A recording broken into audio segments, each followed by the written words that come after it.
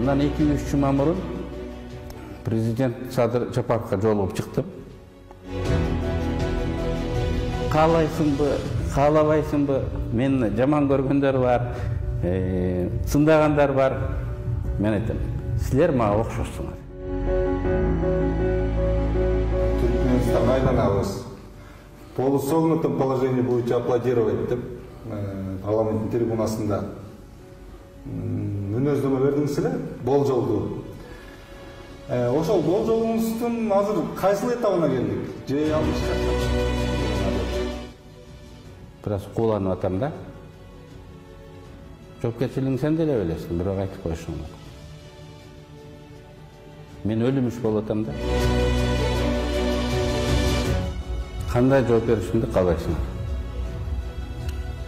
Сиз кандай ойлосоңуз ошондой?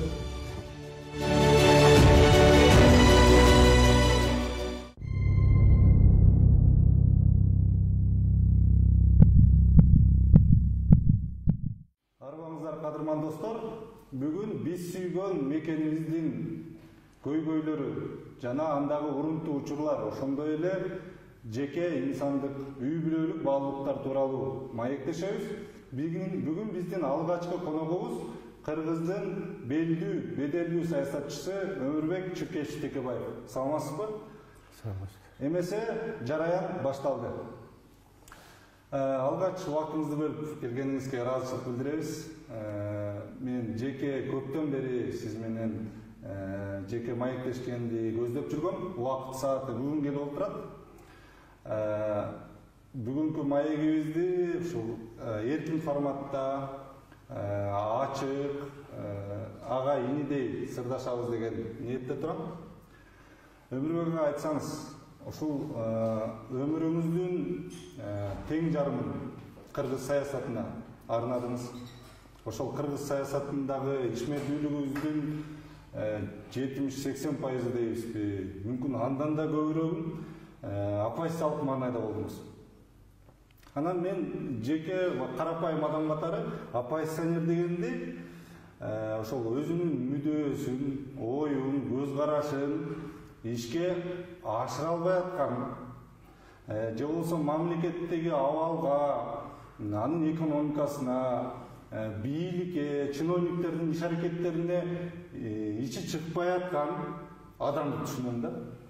Анан сиз ушул узак мөөнөт оппозиционер болдуңуз, демек сиздин көп мүдөөңүз ишке ашпай калды деп билсек болобу? Оппозиция туура айттыңыз, бул көз караш гана башка болбостон бүгүнкү реалдуу кырдаалга макул болбой, нааразы болуп, аны өзгөртүүнүн жолдорун сунуш кылган адамдар. Эми бардык адамдар эле тигил же бул даражада оппозиция. Бирок саясатка аралашып, кабыл алынып аткан чечимдерге түздөн-түз таасир ете турган оппозициялар бул системалык оппозиция деп, бийлик системасынын ичинде, парламентте болот. Бизде көп адамдар оппозицияда болушкан, алардан айырмасы мен 90-жылдан баштап эле бир-эки учурду эске албаганда ар дайым парламентте болуп келгем.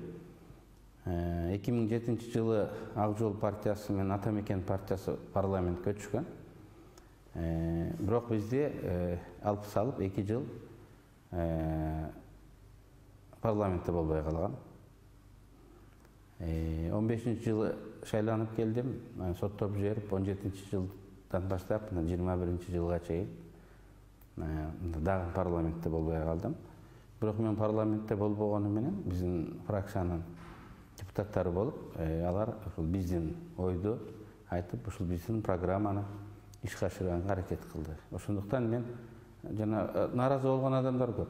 Азыр социалдык тармакты карасаң, бар эле мындай кеңеш айтып, өзүнүн пикирин айтып аткандар бар да, ошону экиге бөлүп карайбыз.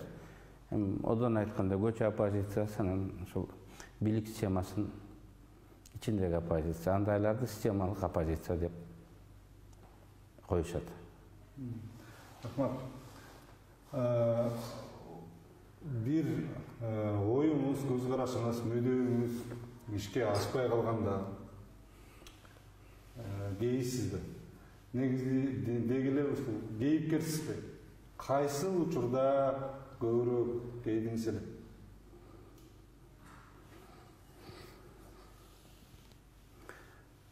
Эми 30 жыл оппозицияда жүргөндөн кийин сенин жашоо образың ушул оппозиция болуп калат. Ошондуктан бул жерде өтө кейгенде учурду эми турмушта болду, бирок мен ишмердикте өтө кейген учурларды мындай өтө кейген учурлар эми болгон, бирок жеке кабыл албаш керек да, жеке кабыл албаш керек. Мисалы биздин фракция ушул мөңгүлөрдү талкалаган уруксат берген мыйзамга 14-жылдан бери каршы болуп өткөрбөй жүрдүк. Мен камалгандан кийин 6 айдан кийин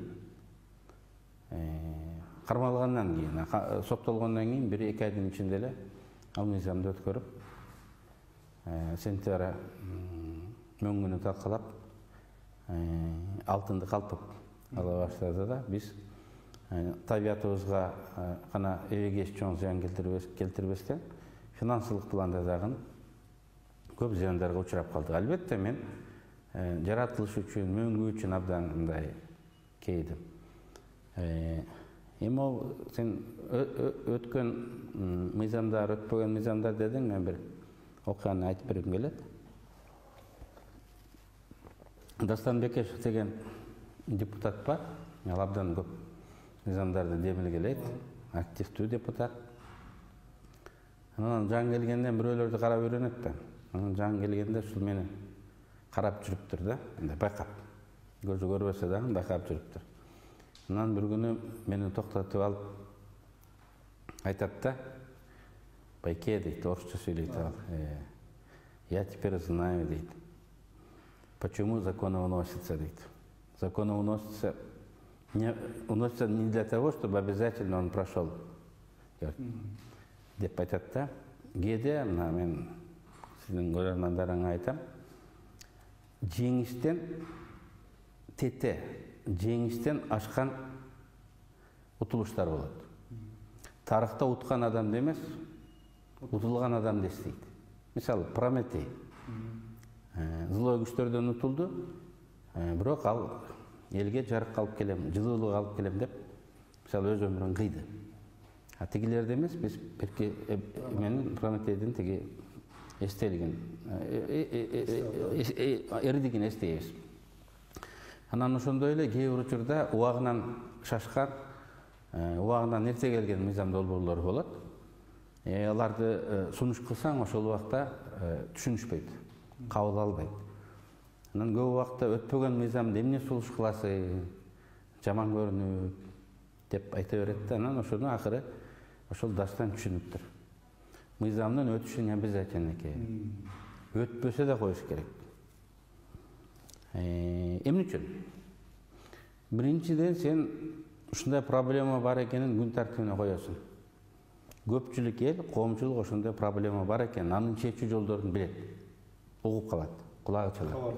Кабардар болушат. Экинчиден, сен даалай адамдардын жүзүн ачып, маскасын серийсиң.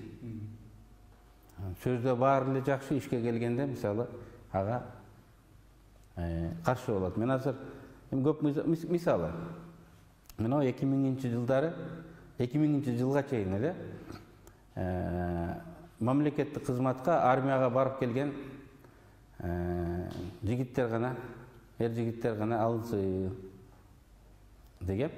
Анткени армияга илгери дворяниндердин бар эле, элитабыз дегендин бар армияда кызмат кылган да. Киргизген. Закон өткөн жок. Ошондо бир депутат айтат, "Өмүке, сенин балдарың кичине, биздин балдар чоңоюп калды. Мындай жумушка кире турган. Коем бул законуңду" деп элем, ачык эле айтып. Колдобой коюшканда.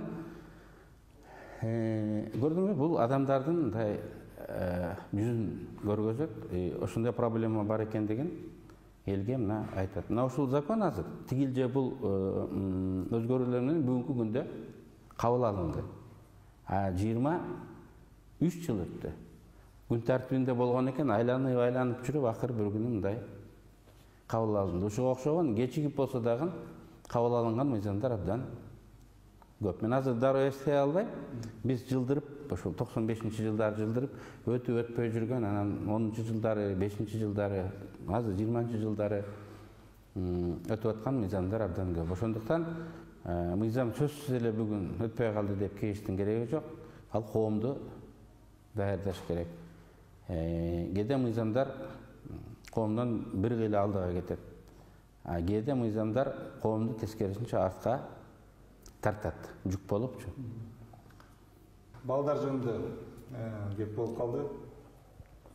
Мен ушул сиз азыр 30 жылдан ашык саясатта болуп атпайсызбы?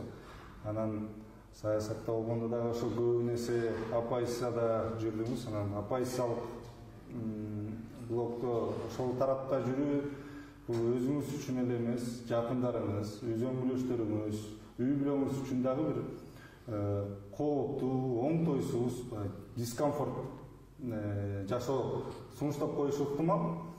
Анан сурайын дегеним ушунча жылдан бери мамлекеттик, коомдук иштерде жүрүп, анан жеке үй бүлөгө, балдарыңызды тарбиялаганга убакыт бөлө алдыңызбы? Кандай ата болдуңуз? Ушул тууралуу айтсаңыз. Мен бир топ жыл мугалим болуп иштегем. Класста бир 40 бала болот эле. Ар бирине көңүл буруп окутат элем. Мен жаш болгондуктан көп сабакты ала берет элем. Биринчиден айлыкты да көп аласың. Анан экинчиден шаша турганда эч жагым жок эледи, бойдок болгондон кийин. Анан өмүрүм күн мектепте өтөт эле. Мен бирөөлөрдүн балдарына шашылбастан, ачууланбастан түшүндүрүп, сабакты начар билгендерин алып калып үйрөтүп түшүндүрүп элем. Өзүмдүн балдарыма ушу 5 мүнөттөн ашыккандай чыдабайм да, айтып түшүнбөсөң айт сен деп туруп чыдабайт экенсиң да өзүңдүн балдарың. Анан мен өзүмдү өзү актаганга бир эме таптым, шылтоо. Анан бир педагогдордун бир учкул сөзү бар да: балдарыңды тарбиялап убарып болбо. Ал баары бир сага окшош болот депчи. То есть сөз менен эч мындай өзгөртө албайсың. Ошон үчүн жана кыргыздын традициялык педагогикасы бар да. Аталар балдарын көп урушпайт, урушса апасы или башка бир туугандары урушат. Анан көп мындай айта бербейт. Анткени айтсаң, биринчиден сөзүң баркы кетет, айбатың кетет, кадырың кетет деген ушундай сөздөр бар. Редко айтыш керек да. Анан эң негизгиси өзүңдүн тиги жүрүм турумуң менен, ишиң менен көргөзүшүң керек. Мен ойлойм тиги балдарды сөз менен тарбиялаган менен, өзүмдүн өмүрүм менен, кылып аткан иштерим менен мындай тарбиялап атам. Мен оюмча ушул балдарым ага окшош болот. Өмүрбек ага,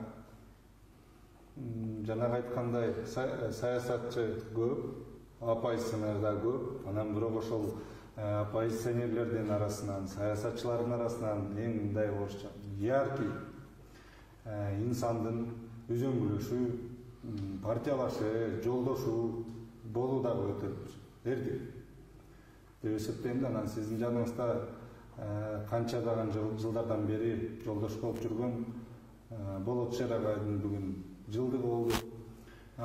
Болот Шердин мындай кыргыздын баатыр мүнөзү байкалып турчу эле да.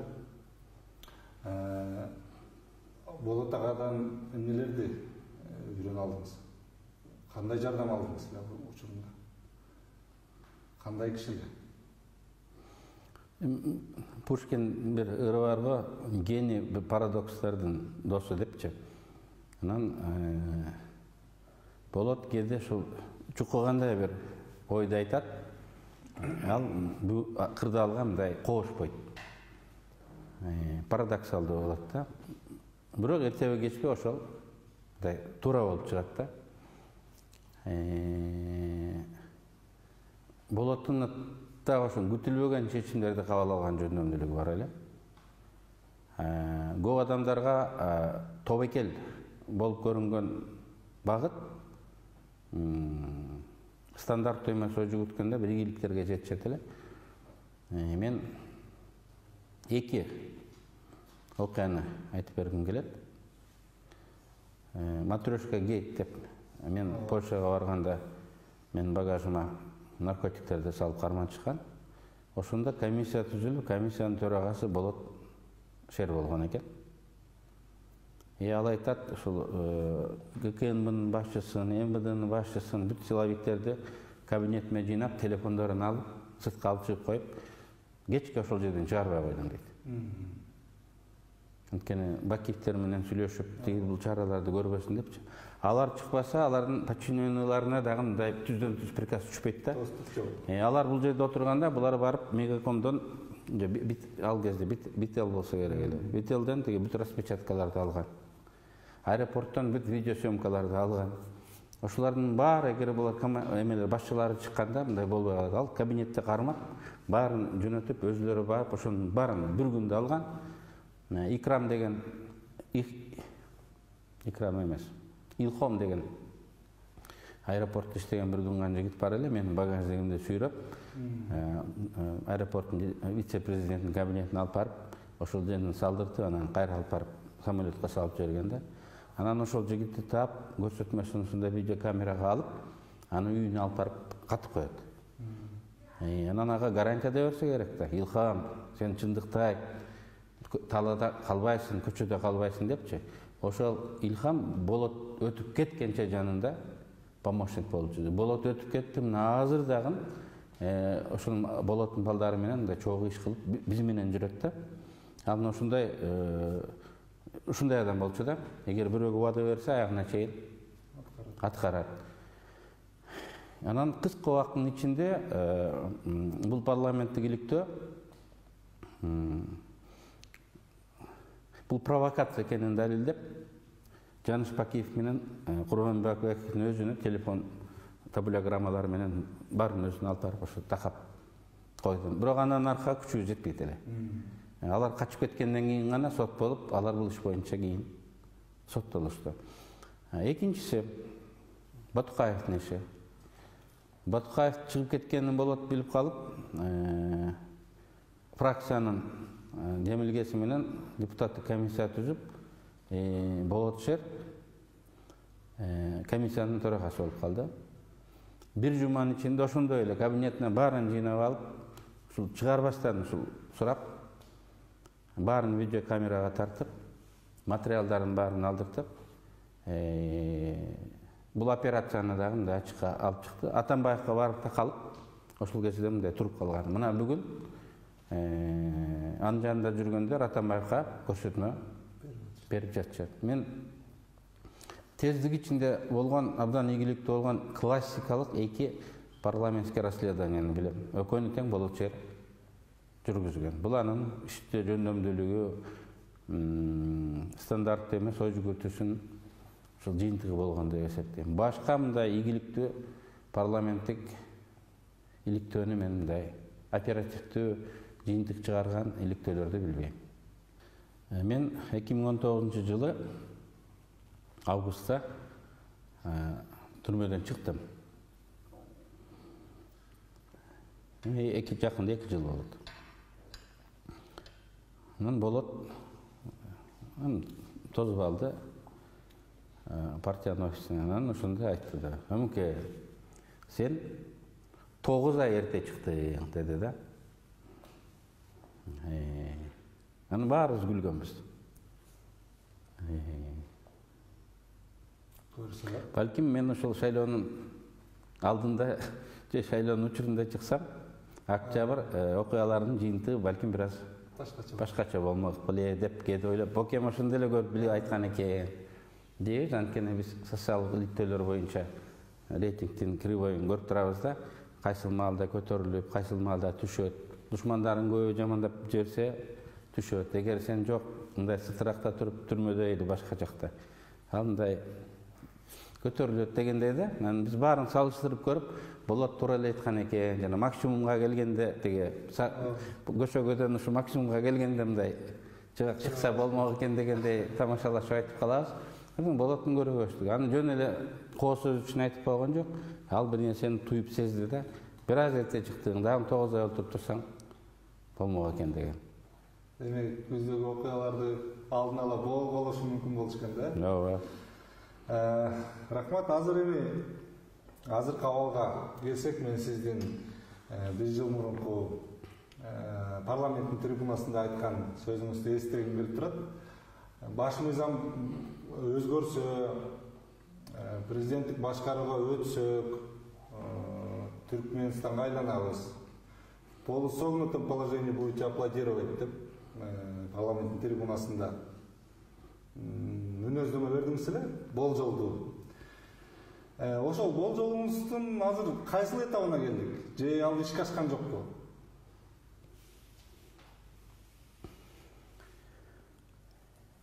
Бүгүнкү конституцияны Евросоюздун бир нече авторитеттүү институттары, ошонун ичинде Венециялык комиссия авторитетин калып келген, туура эмес конституция деп сындады. Америка Кошмо Штаттары да сындады. ООНдун структуралары сындады. Мен эле авторитаризмге алып келет, жеке бийликти күчөтөт деп айтсам, өзүнүн конституциясын колдоп атат, көрө албай атат деп айтышы мүмкүн эле да. Анан эми коңшуларчы Россия. Россиянын бийлик институттары айтпаганы менен Россиянын ведущий политологдору Кыргызстанда типичный среднеазиатский политический режим орнодо болот. Биз эгер 2000-жылы Орто Азияга окшогон бир башка системага кадам таштаган болсок, 20-жылы коңшу өлкөлөрдү кайталаган, так ошолорго окшогон режим түздү. Мен айтам, биз 1998-жылкы кырдаалга бардык. Анан мен айттым да тиги Түркмөнстандай болобуз деп. Анан ошол жерде депутаттар, өңке, биз деген кыргызбыз, каныбызда мындай Жолборстун каныба, биз эч убакта андай болбойбуз дейишкен да. Моюн беришкен эмес. Бирок мындай да, Түркмөнстанга барыш үчүн бул бир күндө болбойт. Түркмөндөр деле кыйын калк. Алар деле биздин кем калбаган гордый калк. Көрүп да жүрүбүз, армияда деле биз бири-бирибизди мындай билебиз, тарыхтан деле билебиз. Анан алар кантип мындай болуп калды? Жакын казак туугандар деле мисалы, тажиктер деле эмне үчүн андай болуп калды? Анткени буга бир топ жыл керек, селекция кетет. Селекция деп коет. Сен өз сөзүңдү бербей күрөшө турган болсоң, сен четтейсиң. Сен ордуңа Хоп Майли деген адам келет. Сен акырын сүрүлүп Москваны или башка жакты көздөй кетесиң. Берди эл бузар деп жаманатты болгондон көрө ошол жакта барып жүрөйүн депчи. Анан ушинтип селекция болот дагы, ушундайлар келет. Анан ошондойлор президенттин шорун, элдин шорун катырат. Ошол процесс башталдыбы сиздин көз карандыгыңызда? Процесс башталган. Эми ал канчалык даражада алдыга жылат, биринчиден муну эл чечиш керек. Экинчиден президент дагы ошого өзү чек коюп, ал эл үчүн эле эмес, өзү үчүн да коркунучтуу экенин билиш керек.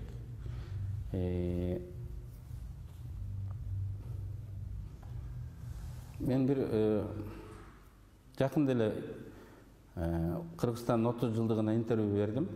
Журналист сурап атат. Коңшу өлкөлөргө караганда Кыргызстанда ачык, эркин коом түзүлгөн. Биз алардан айырмаланабыз. Чын эле дүйнөдө бизди коңшу өлкөлөрдөн Орто Азияда демократиялуу ушундай өлкө деп, кедей болсо дагы мындай гордый өлкө деп билишет да. Эмне үчүн андай болуп калды деген суроону берди да. Чын эле биз башкачабыз. Мен биринчи ошондон баштайын. Америкалыктар жылына бир нече жолу сурамжылоо жүргүзөт. Социологиялык сурамжылоо. Ошондо бир мындай суроо бар. Кыргызстандыкка суроо берип атат. Сиз жеке өзүңүз Кыргызстандагы саясий кырдаалга таасириңиз тиеби? Кыргызстанда кабыл алынган чечимге мындай таасириңиз тиеби дегенде 60-тан ашык проценттен ашык кыргыздар ооба мен тиги таасирим тиет деп жооп берет да. Мындай көрсөткүчтөр биздин коңшуларда тиги 20%ке жетпейт. Аларда баары айтат, катталар билет. Биз жөнөкөй майда адамбыз, жогору жактан чечилет деп коет. Орустарда дагы ушул 40%ке 20%тен бир аз эле көп. Европа, башка өлкөлөрдө 40-ка жакын дейт да. Бизде аномалдуу түрдө мындай 60% көп. Бул биздин эл катар-катар бир революция жасады да. Биз мисалы өзгөртө алабыз деген бекем мындай ишеними бар да. Бул кыжаба, бул адамдын ички энергиясы, потенциалы. Ошону биздин мамлекет жетекчилери ошону мындай бир багытка буруп, максатка буруп, мындай пайдаланса болот да. Бул жөн эле бул алтындан да кымбат нерсе. Элди мындай дух көтөрүлдү дейт го. Духун мындай көтөрүш кыйын да. Мына ушул көтөрүлүп турганды биз мындай пайдалана билишибиз керек. Бул тоону томкоруп жиберет. Ушунда энтузиазм деп коет. Ушундай энтузиазм менен Советтер Союзу алгачкы 5 жылдыктарды баштап не деген мындай ийгиликтерге жеткен да. 100 жылда, 50 жылда жасай турган нерсени 5-10 жылда жасап койгон учурлар болгон. Бизде ушундай коңшу өлкөлөрдөн айырмаланабыз. Эгемен деген мен бүгүн эгер конституцияны кайра жазсам, гражданин жаран деген, биз жаран деп которуп атабыз. Эмнеге жаран деген мен чын айтсам билбейм. Жаран гражданин дегендин ордуна мен эгемен деп эгеси. Эгемен деген ээси мен дегенди билдирет. Мындай бир аз кыскартып айтканда эгеси деп коет. Кожоюну дегенде эгеси. Эгемен деп мен тиги гражданинди ээси деп эгеси деп эгемен деп атайт элем да. Биздин бүгүнкү абалыбыз кожоюн мен аныктайм деп 60% аныктап атат. Биздин адамдар өлкөнүн кожоюнубуз деп эсептешет. Мына эми менден сурады, сиз 30 жыл оппозицияда жүрдүңүз. Эмнеге жетиштиңиз деген суроо беришет. Мен де өзүм айтам, ушунча жыл жүрдүм, мен балдарыма эртең пенсияга кетип атканда жаштарга эмне кылдыңыз, эмнеге жетиштиңиз десе, эмне деп айтам деген ой мен айтат да. Мен Кыргызстан калкынын жаңы мүнөзүнүн калыптанышына салым коштум. Кыргызстандын калкынын 60% мага окшош. Ээси менмин дейт. Өзүм кожоюмун, өлкөнүн кожоюнун, мен чечем деп ханга салам айтпайт. Мен жана айттым, балдарымды сөз менен эмес тарбиялабайм, анткени алар баары мага окшойт деп. Анткени менин кылганымды, жасаганымды алар көрүп турат. Айтпасам деле ошону жасайт деп. Менин балдарым эмес, кыргыз калкы да мени мага окшогондорду көрүп, чоңоюп, баары бизге окшош. Каалайсыңбы, каалабайсыңбы, мени жаман көргөндөр бар, сындагандар бар. Мен айтам, силер мага окшошсуңар.